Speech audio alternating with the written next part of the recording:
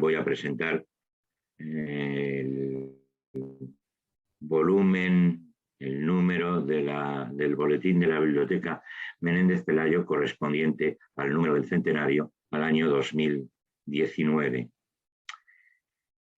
Voy a ser sucinto, voy a dar una impresión de los diversos trabajos, de los 16 capítulos en que se ha fragmentado un poco la historia de la literatura española y el aditamento también de la teoría literaria y de cuestiones relacionadas con la historia literaria. Todo ello temática de la personalidad que lleva el nombre del boletín, ¿no? Don Marcelino Menéndez y Pelayo. La impresión de estos trabajos es una impresión entendida como balance de las publicaciones del boletín. Cada capítulo lista los artículos, hay alguno que no, pero la inmensa mayoría lista los artículos que sobre el dominio que trata el capítulo estudió o se estudiaron en las páginas del boletín de la Biblioteca Menéndez Pelayo. Realmente, a lo largo de los muchos años, ya casi al borde de la jubilación, he tenido entre los estudiantes de licenciatura, que eran mejores que los de grado, entre los estudiantes de máster, que a veces son personas insospechadas, y sobre todo entre las más de 30 tesis doctorales que he dirigido, pues mucha relación con el boletín, además de haber publicado, gracias a José Manuel, a Borja, a Raquel, en el boletín de Santander. Y este contacto con el boletín me ha revelado que es una publicación clave para los estudiantes cuando lo utilizan. Ya digo, los estudiantes que en tesinas antes, ahora trabajos llamados de investigación, se acercan a las publicaciones de la revista, no solo para los temas que ellos quieren tratar o que quieren, en fin, encontrar bibliografía, sino que a veces leen otros artículos y se enriquecen, y a lo largo de estos años me lo han comentado. Recuerdo en concreto una persona que buscaba bibliografía sobre Baroja, yo no recuerdo qué le había indicado, pero leyó otros trabajos y me dijo, hombre, es una revista muy interesante. Esa revista no tiene ningún atractivo de ilustraciones y demás, es una revista, digamos, si me lo permiten, decimonónica, una revista, en fin, en que el peso de la palabra y el peso de la lectura lo es todo, ¿no? Bien, lo primero que uno al leer, aunque sea a veces en diagonal, porque en realidad hay algunos capítulos de los que yo no soy un experto, al leer el boletín, uno se da cuenta de la inmensa importancia de la figura de don Marcelino, su importancia en la cultura española, en la cultura europea. Yo cuando hice las oposiciones a cátedra en el año 93, en el año 93 del siglo pasado, naturalmente, fue una oposición con una defensa típica, ¿no?, de los programas. Una de las cuestiones que planteé es el equivocado panorama que René Ouellet había presentado de la historia de la crítica europea, donde no estaba Marcelino Menéndez Pelayo, que es una figura tan importante como De Santis, o no estaba Leopoldo Alas Clarín o Emilia Pardo Bazán, que bueno, son críticos de la importancia de Lemaitre o de Anatole France, ¿no? Era un poco la reivindicación de mi tema de investigación, que era sobre historia. Siempre he sentido una gran admiración histórica, literaria y cultural por don Marcelino. Admiración que a veces en la cultura española no se ha ponderado de la forma más equilibrada y justa. Una cosa es don Marcelino y otra los secuaces que seguían a don Marcelino. Eso entre los que había grandes figuras, pero otros eran evidentemente, en fin, escritores o eruditos del montón. En este sentido, y se lo comenté a Borja Rodríguez hace unos días, me llamó mucho la atención que Josep Pla, que es uno de los grandes prosistas europeos del siglo XX y uno de los grandes retratistas, cualquier persona culta conoce sus volúmenes de Homenors, estos retratos fantásticos, calificaba los retratos que don Marcelino hace en la historia de los heterodoxos españoles como de los mejores que él conocía en la literatura española. Y francamente lo son. Bueno, pues admirando a don Marcelino y elogiando la labor del boletín a lo largo de 100 años, del centenario de sus números, voy a pasar un poco revista a los distintos capítulos para mencionarlos y, bueno, hacer una postilla que a veces no tiene nada que ver con el resumen y las palabras clave que se encuentran al final del volumen. El primer capítulo lo desarrolla Asunción Rayo, creo que estuve en su oposición como catedrática de la Universidad de Málaga, la prosa humanística y renacentista española. Y habla mucho de revitalizar desde siempre, desde las páginas, no aludiré, del boletín, de los estudios de los grandes géneros del humanismo, que no son otros que la epístola y el diálogo. Y en eso la contribución del boletín es importante. Javier San José Lera trata del teatro anterior a Lope de Vega, de don Marcelino, que lo estudió, al boletín, y se apoya en el programa docente de don Marcelino a la cátedra, su cátedra de Historia Crítica de la Literatura Española, un programa docente que Menéndez Pelayo redactó en 1878 y que luego, qué curiosidades de la vida, se publicó en una revista de orden católico, pero muy importante y muy abierto, de la Segunda República, la revista Cruz y Raya, en el año 34. La sombra de don Marcelino era francamente muy alargada.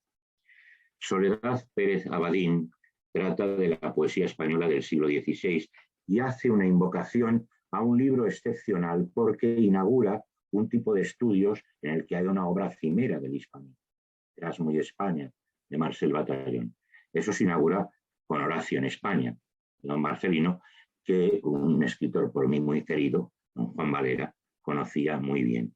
El trabajo de Pérez Abadín es una reseña selectiva, sintética, de la contribución del boletín a los estudios de la poesía de Garcilaso y de sus herederos. María José Alonso Veloso, la prosa barroca entre Cervantes y Quevedo. Son Cervantes y Quevedo de lo que se ocupa la profesora en las publicaciones del boletín. Son los dos núcleos centrales de interés, pero no olvida, evidentemente, tampoco ella lo señala, la narrativa picaresca. Guillermo Gómez Sánchez Ferrer, parcos en promesas y largos en obras, es Lope de Vega, claro. Siguiendo el ademán de don Marcelino, el boletín de la Biblioteca Menéndez Pelayo ha desarrollado los estudios biográficos de Lope, su obra lírica y narrativa, eso que llamaba mi maestro don José Manuel Blecua, Blecua padre, Lope de Vega no dramático. Eso era el de la Dorotea y el poeta, el inmenso poeta lírico. Y también el teatro. Y la revisión, evidentemente, de los trabajos, de los, en fin, de las adivinaciones de don Marcelino. Miguel Zugasti, 100 años de estudios sobre el teatro barroco, naturalmente en las páginas del boletín. El profesor Zugasti ha ordenado en varios capítulos y ha hecho una catalogación que me parece muy oportuna, dado este tipo de trabajos. Primero, de la recepción de la obra de don Marcelino, de las miradas transversales al teatro barroco, documentación de archivos sobre corrales, y luego, pues, en esa catalogación hay varios capitulillos, ¿no? Estudios de bibliografía y catalogación, géneros teatrales, Calderón, Tirso de Molina, Cervantes, los dramaturgos secundarios y el teatro virreinal. Es un trabajo muy ajustado a lo que es este número de balance, este número muy interesante del Boletín de la Biblioteca Menéndez Pelayo. Mi buen amigo desde hace muchos años, Pedro Ruiz Pérez, trata de la poesía de los Austrias menores, y ya en el título se ve cómo trabaja siempre Pedro Ruiz, que es que vincula la literatura con la historia. La poesía de los Austrias menores podría haber tenido otro título, pero los Austrias menores son los reyes de España en el siglo XVII. Es un artículo complejo, lleno de preguntas, lleno de interrogantes muy interesantes. Interesa resaltar que percibe en los índices del boletín 3 etapas que avanzan al compás de la marcha de la disciplina y de la dinámica académica. Y califica, y creo que la calificación es oportuna y adecuada, al boletín como escaparate de la filología y del hispanismo. Al margen de las valoraciones y de esta especie de competencia absolutamente inverosímil, yo no creo en ella, de índices, de dónde están, en fin, el boletín de la Biblioteca Menéndez Pelayo tiene a sus espaldas su historia. Se trata de que una revista nazca y hay ahí 40 entendidos en cómo indexarla de la mejor manera posible. La historia ha indexado al boletín de la Biblioteca Menéndez. Y lo digo porque Pedro Ruiz sabe bastante de estas cosas. Mi buen amigo también, José María Ferri, en el que estuve en sus oposiciones, estudios románticos en el boletín de la Biblioteca Menéndez Pelayo.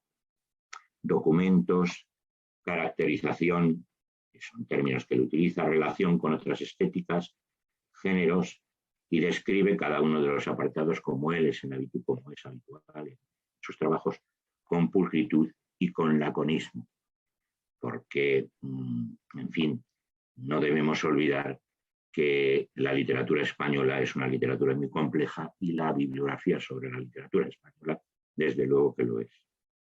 Mi viejo amigo, mi admirado, Salvador García Castañeda, trata de la presencia de Pereda, claro. Miren, don Marcelino y Pereda se llevaban muy bien, pero es que don Marcelino se llevaba bien también con Valera, que no tenía la ideología de Pereda, con Benito Pérez Galdós, que tampoco, con Leopoldo Alas Clarín. Hay una cierta tendencia entre nosotros, yo digo entre los españoles y los que nos dedicamos a los estudios de la literatura, pues también estamos comprendidos en ello, en resaltar a veces las discordancias y no las concordancias. Esas discordancias existen en todas las literaturas. Es decir, no crean ustedes que Zola y Mallarmé se llevaban. Bueno, Mallarmé admiraba las Moir, admiraba la taberna, pero no es que estuvieran a partir un piñón en todas las cosas, y no digamos de la correspondencia de Flaubert que hace. Salvador García Castañeda, con el conocimiento y la autoridad que le caracteriza en los temas decimonónicos, aborda la presencia de Pereda de un modo cronológico y nos suministra importantes informaciones sobre el boletín de la Biblioteca Menéndez Pelayo. Es decir, si alguien quiere hacer una historia del boletín, que puede hacerse, tendrá que ser un trabajo de su consideración. Mi viejo amigo, mi admirado amigo, Enrique Rubio Crimades, trata de un tema que él conoce muy bien. La novela realista, naturalista, en este caso en las páginas del boletín de la Biblioteca Menéndez Pelayo. El profesor Rubio Cremades es un experto en este tipo de trabajos y en algunas de sus publicaciones avalan el juicio que estoy haciendo, y en este caso se cumplen puntualmente esas condiciones. Sigue un orden cronológico y de importancia en el boletín de la presencia en el boletín de los novelistas del gran realismo europeo del siglo XIX, del realismo naturalismo. Dolores Tión Soriano, el insalvable filtro del tiempo y de la historia, 100 años de literatura, 1898-1936. Es un una cronología y un tiempo complejo. Y el trabajo contiene, es el único que lo contiene, un análisis en el que se muestra con gráficos o con gráficas que avalan la descripción que la profesora hace del capítulo que se le ha encargado. Es un buen punto de partida para analizar muchos de los aspectos que todavía quedan opacos en ese periodo. Eso que el profesor Guillermo Carnero hace muchos años llamó esas pequeñas zonas por colonizar en la literatura española. Un compañero de Alicante del profesor Guillermo Carnero, el profesor Enrique Rubio, Ángel Prieto de Paula, trata del rastro discontinuo del 27. Prieto de Paula se plantea dos preguntas muy interesantes. Las transcribo. ¿Cuál ha sido el tratamiento dado por el boletín a los autores del 27 en los años de su nacimiento y paulatino, en fin, crecimiento de estos autores en la historia literaria? Y la segunda pregunta, ¿y cuál ha sido la valoración de sus miembros al margen o fuera de su condición generacional? Eso que está discutido de los escritores del 27. Y en el trabajo responde y se da una de las conclusiones, es evidente. Los mejores trabajos sobre el 27 que aparecen en el boletín aparecieron en el momento más tardío de la dictadura franquista y, desde luego, ya avanzada lo que me permiten ustedes llamar, porque soy muy decimonónico, la segunda restauración borbónica. Los años, en fin, que se inician con la Constitución, que ahora algunos desalmados ponen en cuestión cada día. Mi discípula, hizo la tesis conmigo, Blanca Ripoll, una de las profesoras jóvenes de la Universidad Española de más valor, ha titulado su trabajo La periferia como centro, la literatura española entre el 39 y 2018. La materia a la que se enfrentaba la profesora Ripoll es muy heterogénea y su síntesis es, como siempre en ella, oportuna y precisa, sin caer, ella misma lo dice, no quiere caer, en un registro catastral.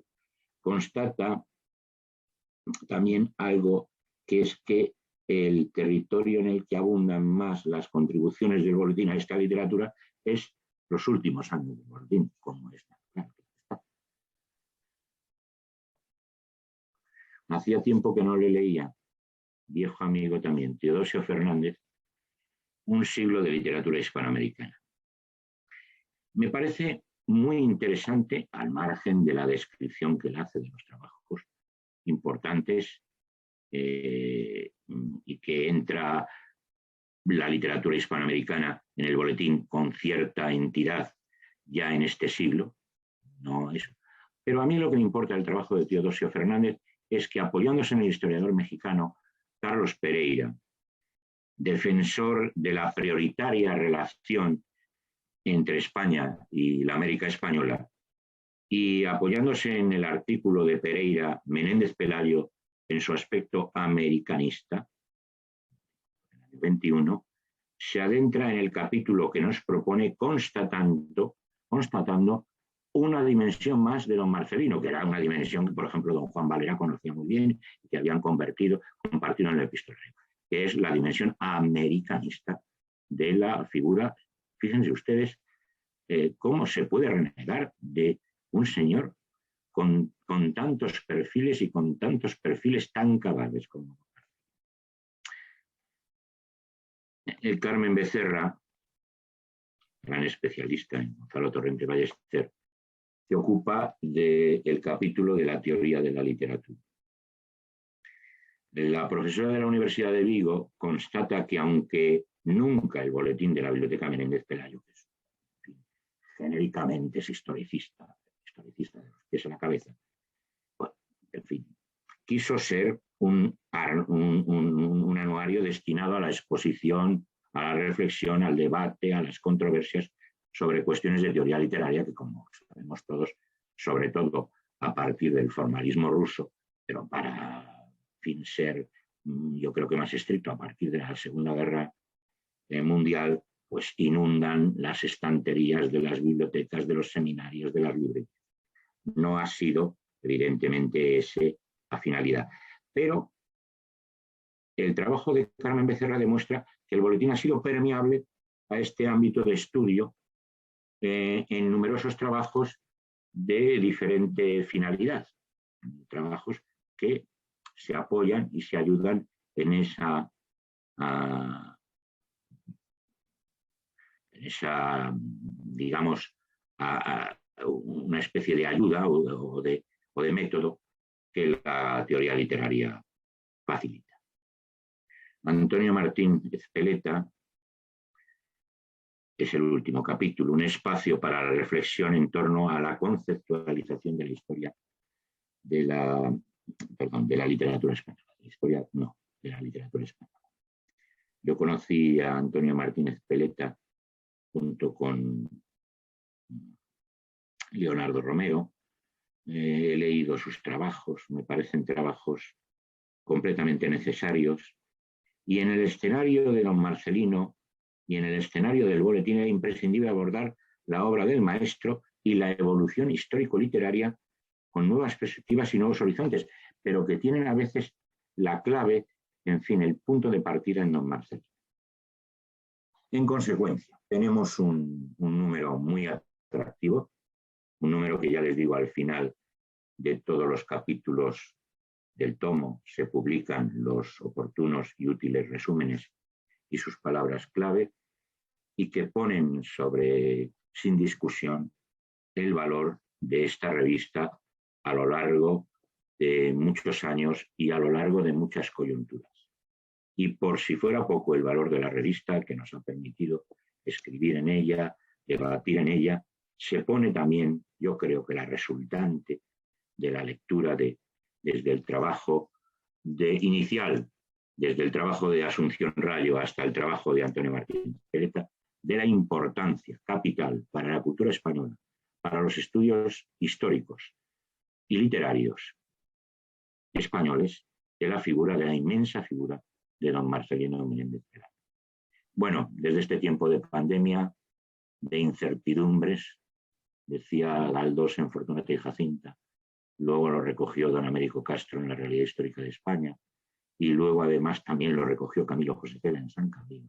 Tiempos de incertidumbre son tiempos españoles y de perplejidad, y esa perplejidad no es solo española sino europea.